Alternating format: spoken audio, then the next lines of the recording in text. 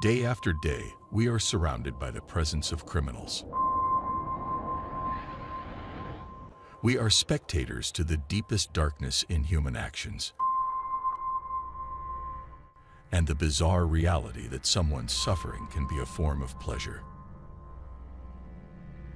As dedicated investigators of the criminal world, we're on a mission to uncover the most shocking crimes and get inside the minds of those who commit them.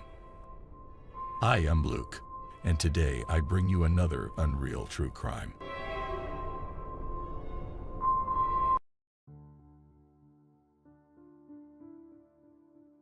The case of the Kyoto Animation Studio massacre.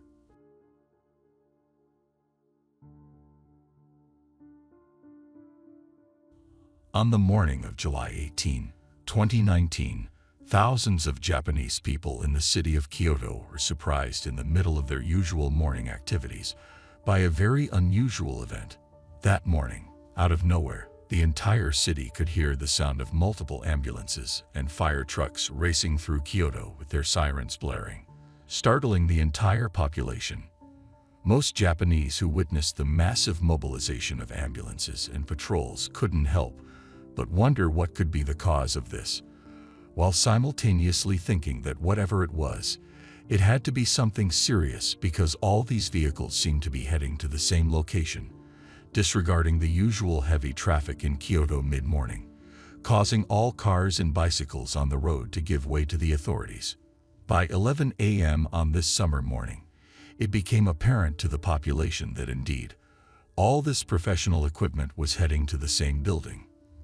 Emergency services had received multiple calls reporting an explosion heard around 10:30 in the morning, and the worst part was that the building was reported to be engulfed in flames. As the fire quickly spread throughout the first floor, most of the people inside couldn't escape the flames. This place was an office complex belonging to the company Kyoto Animation, an animation studio founded in 1981 that had produced various anime and manga novels of all kinds. Throughout its history, it has released great works that have captivated both Japanese and international audiences due to its high production standards. Alerted by the calls they had received, which evidenced the severity of the situation, the emergency services instructed all available personnel to arrive at the scene as quickly as possible. When they arrived at the building, the situation looked much worse than expected. Several neighbors who lived nearby were observing the scene from what they thought was a safe distance while they waited for the firefighters and paramedics. The scene of the fire was, to put it mildly, disheartening. The flames enveloped the entire building and leaked out of the windows, creating long tongues of fire that immediately hindered the efforts of the firefighters trying to contain the fire and rescue those who were still trapped inside what had become a deadly concrete trap. The police officers began to instruct the neighbors to move further away from the scene, as in many cases of fires and explosions, there was a significant possibility that the building could collapse. According to reports at the time, there were 73 company employees working there at the moment of the fire. From the moment they set foot on the street, the paramedics knew they had a lot of work to do, because even the employees who had managed to escape the offices were now at the foot of the burning building, seriously injured, some unable to move or unconscious. Most of them had suffered terrible injuries and cuts while trying to exit the building. The most terrible part was that most of them had severe third-degree burns. These are classified as such because they affect the deepest layers of the skin and require immediate medical attention, as they have a high risk of infection. Additionally, when a person has these burns in multiple parts of their body, or almost entirely, as was the case with some of these studio workers, the chances of losing their life are very high. For this reason, it was crucial that the workers receive timely treatment, so emergency doctors began to separate the injured according to the severity of their injuries in order to assist those who needed urgent medical help. This way, the most affected individuals began to be stabilized before being transported to the hospital by ambulance. At this point, The number of severely injured people was so high that more than 30 ambulances had to be mobilized in total to transport the victims of the supposed accident. It's important to clarify that the authorities believed before arriving at the scene that this was an accidental fire. However, what was happening just a block away from the scene would give a very drastic twist to this story. Just 100 meters from the burning building, some police officers from a nearby train station were detaining a man who had been chased there by Kyoto Animation employees. The man had serious burns on his face and various parts of his body. This raised several questions because why would the authorities subdue a man who appeared to be a victim of the fire? In addition to all this, multiple witnesses were reporting to the police officers present at the scene that they had seen a man enter the animation studio around 10:30 that morning with what appeared to be bottles of gasoline. So with this and the testimonies of the survivors of the tragedy who were conscious, the authorities understood that this was an arson attack and therefore a mass murder. When the firefighters were able to control the fire enough to enter the building and analyze the scene, they observed that the death toll of this tragedy had risen to 34 people. Shortly after, it would increase to 36, as 2 of the injured, suffering from the effects of their burns, could not endure any longer and lost their lives. The man was arrested, as the same employees who had pursued him claimed that he was responsible, and the same police officers who had arrested him during his transfer to the hospital testified that this man began shouting that yes, he was the one who had caused the fire at Kyoto Animation, justifying it by saying that everyone inside deserved to die because they had stolen his work without giving him any recognition. Once at the hospital, the first thing known was that the suspect's name was Shinji Aoba, and he was 41 years old. He had many injuries covering his entire body from the fire he allegedly caused. Once his wounds had healed enough for him to be kept in a cell without dying from an infection, a lengthy interrogation awaited him so that the entire country and the world would have an idea of what motivated him to commit such a horrible crime. Not much is known about this man's childhood, as his parents were born in a small village. Shinji's maternal grandfather was an honorable man who had taken on 2 jobs simultaneously to support his family. He mainly worked transporting goods by cart to Tokyo. He was considered a very kind and hardworking man, until one day he was diagnosed with advanced cancer and, unable to afford the treatment that would save him, he made the decision to take his own life to avoid burdening his family with the responsibility of helping him. Shinji's mother would meet the man who would become the father of her children during her adolescence. The problem arose because this man was almost 17 years older than her when they met, and it was known that he was married at the time. As a result, the woman's family strongly disapproved of their relationship, which is a very serious matter in Japan, as Japanese society places a significant emphasis on appearances. However, against all odds, she escaped from her parents' home, never to return. After running away, she started working in a factory near Kyoto, and eventually, she got married with the older man. The couple had 3 children, of whom there is only information available about Shinji and his sister. After leading what seemed to be a relatively normal life, it appears that Shinji's mother wanted some excitement and began an affair with a much younger man than her husband. When she was caught, she left home, leaving her husband, who earned a living as a taxi driver, completely alone and responsible for their 3 children. This continued to be the family's normal life until 1999, when a car accident left the father paralyzed. He was subsequently fired from the taxi company where he worked, leaving the man, who was already struggling to make ends meet, without the possibility of working to pay rent and provide food for his 3 children. Faced with this overwhelming pressure and distress, the man made the tragic decision to end it all. Despite all this, up to a certain point, Shinji had led a relatively normal life in his youth. Nothing out of the ordinary happened during his high school years, and he even worked part-time as a document clerk for the government. After graduating, Shinji continued to work part-time at a supermarket, and when he reached his 20s, he decided to move to another city. Everything seemed to be going relatively well until his mother's disappearance and his father's death, which slowly caused his life to crumble. The young man increasingly lacked motivation to move forward, and just when he thought things couldn't get any worse, life dealt him another blow. Shinji's sister, about whom little information is available, was almost at the point of losing hope. On that day, this woman visited a temple in the city, where she started talking to a priest about all the pain she had suffered in recent years. She then prayed for the repose of her father's soul before leaving the temple without saying a word. The next day after this visit, her lifeless body was found in a hostel near the temple she had visited, and she was determined to be the cause of her own tragic ending. After his sister's death, Shinji's life began to spiral downhill.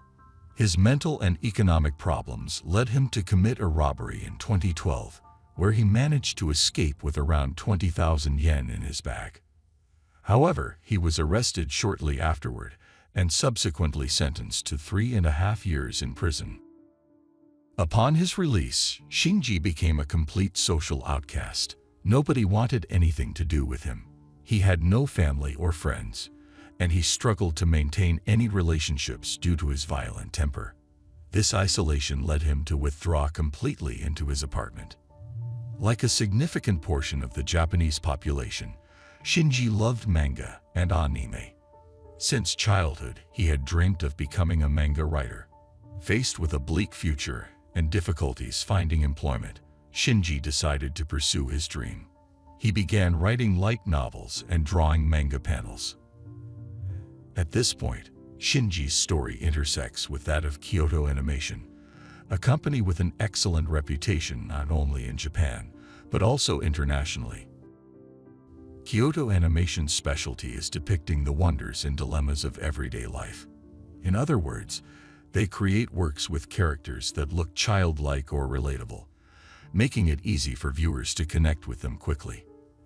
However, they often incorporate plot twists that can leave you in tears.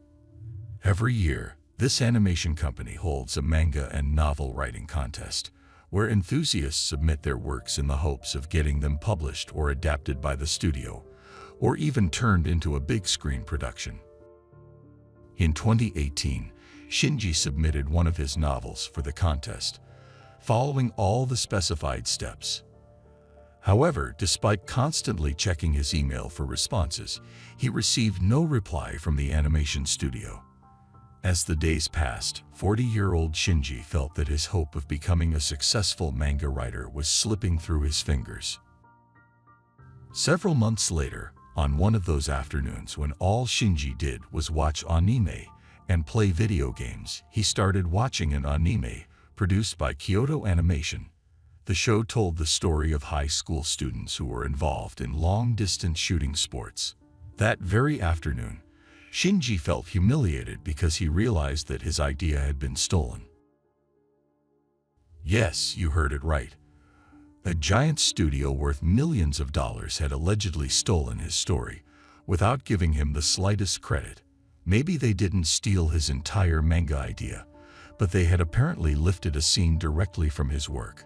Shinji was outraged because he believed that in the submission he had sent to Kyoto Animation, there was a rather inconsequential scene in which the anime's protagonists were in a supermarket buying discounted meat. According to him, this scene was identical to one in an episode of the show that had aired that week. The scene was quite generic and nothing out of the ordinary.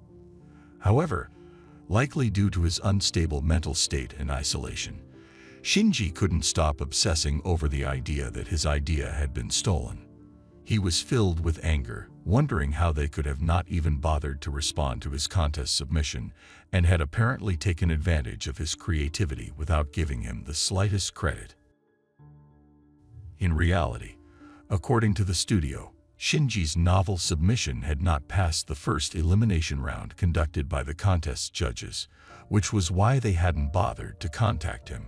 Nevertheless, from the very beginning, Shinji demonstrated that he wasn't mentally well and acted on the belief that he had been personally attacked and blatantly robbed. All of this brings us to July 14, 2019, 4 days before the fire. 9 months earlier, Shinji had sent anonymous threats to Kyoto Animation, threatening them with death. Over 200 emails had been sent, and although employees had reported this to the police, nothing could be done because the emails were encrypted, and Shinji had waited for them to let their guard down. On that Sunday, a neighbor heard Shinji starting to hit the shared wall between their apartments. These two lived in apartments where every sound from the other side could be heard. Shinji, among them, used to be the noisiest, and they would occasionally bang on the walls to request silence from one another. However, this time, it turned out that the neighbor from the apartment above was moving, and consequently, they were the cause of the noise. The neighbor went to knock on Shinji's door, intending to explain that he wasn't the one making the noise, and to please stop banging on the wall.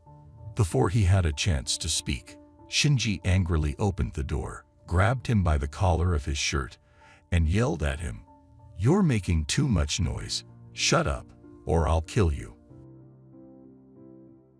Faced with this aggression, all of the neighbors' feelings turned to horror. From Shinji's demeanor, it was evident that he was perfectly capable of carrying out his threat. Without hesitation, he left the scene and called the police to report the assault. However, when the officers arrived at Shinji's apartment, he was already gone. It seems that this incident was the spark that would lead Shinji to commit his final act. The next day, Shinji took a bullet train to travel to Tokyo. He stayed in a hotel, and then, on Tuesday, headed to Kyoto, his final destination, where he stayed in another hotel. Several security cameras captured him in the areas near the animation studio. Several neighbors also remembered him clearly after the incident because Shinji wore the same red t-shirt and light jeans for all 4 days. Shinji spent several hours walking until he stopped at a store and bought a shopping cart. He then proceeded to a gas station where he bought 10 gallons of gasoline. With these supplies, Shinji stashed the cart and went to sleep, ready to carry out his evil plan early the next morning. On July 18, 2019, Shinji returned to the animation studio building around 10:30 in the morning, carrying his containers filled with gasoline. Upon entering, he blocked the 12 emergency exits and began to douse the studio with gasoline, taking advantage of the building's limited security, as such incidents are quite rare in Japan. Once everything was ready, Shinji struck a match, and everything started to burn. When the first people realized there was a fire, they attempted to escape through the emergency exits, but they were blocked. They ran towards the central exit where Shinji was present, still holding a gasoline container, and he began to douse the employees trying to escape while saying the word "die." This caused many people to run out into the street engulfed in flames. In just a moment, smoke had already reached the second floor of the building, and for those inside, it was too late to evacuate without suffering injuries. The building was completely engulfed in smoke in less than 2 minutes, making it difficult to breathe, and gradually, the animation studio workers began to lose consciousness due to the lack of oxygen. Most of the company's employees were on the top floor because the attack occurred during a meeting with executives from another company. It's unclear if Shinji planned this to claim more victims, but unfortunately, that day there were more people in the building than usual. To make matters worse, shortly after, an explosion rocked the building, causing the flames to burst through the windows and doors of the studio. The police believe that the combination of air and flames led to the explosion. As the fire grew, people inside the building tried to escape the flames. The majority of the victims, specifically 19 of them, were found on the 3rd floor near the stairs leading to the emergency exit on the roof. These individuals unknowingly ended up on this staircase, which acted like an oven. After causing this hellish scene, Shinji accidentally set himself on fire with the same gasoline he had used to try to burn his victims. This led him to flee the scene, but an employee of Kyoto Animation did not accept this and started to chase him. Eventually, they all ended up at a train station located 100 meters from where Shinji was finally apprehended by 2 police officers from the same station. The fire was completely extinguished after 5 hours of immense efforts by the police and firefighters. It was at this point that the authorities were able to accurately count the victims of the incident. In this attack, 36 people lost their lives, while another 34 were left with serious injuries. Of the deceased, 28 died from carbon monoxide poisoning, 6 succumbed to their burns, and 2 passed away while receiving medical treatment at the hospital. It was reported that 2/3 of the fatal victims who worked at the studio were women, as Kyoto Animation was known for hiring women in almost all of its animation positions. After spending 10 months in the hospital, Shinji was officially arrested and processed. There were concerns about his physical health, and questions arose as to whether he would be physically capable of enduring the lengthy trial schedule ahead of him. His hospital treatment had taken so long because he had suffered burns on 90% of his body. In such cases, skin donors are crucial, but the Japanese authorities correctly prioritized obtaining donors for the victims. As for Shinji, he had no other option but to accept artificial skin, becoming the first person to undergo such a significant surgery of this kind without using real skin transplants. The judicial processes in Japan are known to be slow, as they usually involve multiple stages before a clear conviction is obtained. Since the trials for Shinji began, he underwent numerous psychiatric and psychological evaluations to determine if he was mentally healthy at the time of the crime. The results were somewhat mixed because, on one hand, it was clear that Shinji's brain did not function normally, but on the other hand, he was aware of what he was doing, making it difficult to predict what sentence he would receive. The decision had to be something between the death penalty and life imprisonment. The world was deeply affected by this crime, especially the animation industry. After the fire, an American anime licensor launched a successful GoFundMe campaign with a goal of $750,000 to assist the studio and the victims' families. In less than 24 hours, they raised over $1 million for this purpose. Even the then Prime Minister of Japan expressed condolences to the families, a figure many may recognize as he was assassinated a couple of years later. The president of Kyoto Animation mentioned that he did not plan to rebuild the studio in the same location, as it would be traumatic and bring bad memories for the employees. Instead, he considered demolishing the remains of the studio to create a park with a monument dedicated to the staff and the local community. Today, most of Kyoto Animation's employees have returned to work, this time in the company's second studio.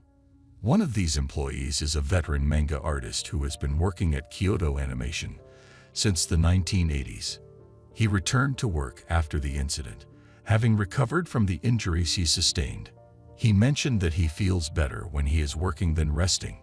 He also expressed his intention to make his future work a tribute to those who perished. Another significant detail worth mentioning is that as a result of this tragedy, Japan decided to implement a new law. It requires citizens to present identification and provide reasons for their gasoline purchases when buying it in lighters or containers.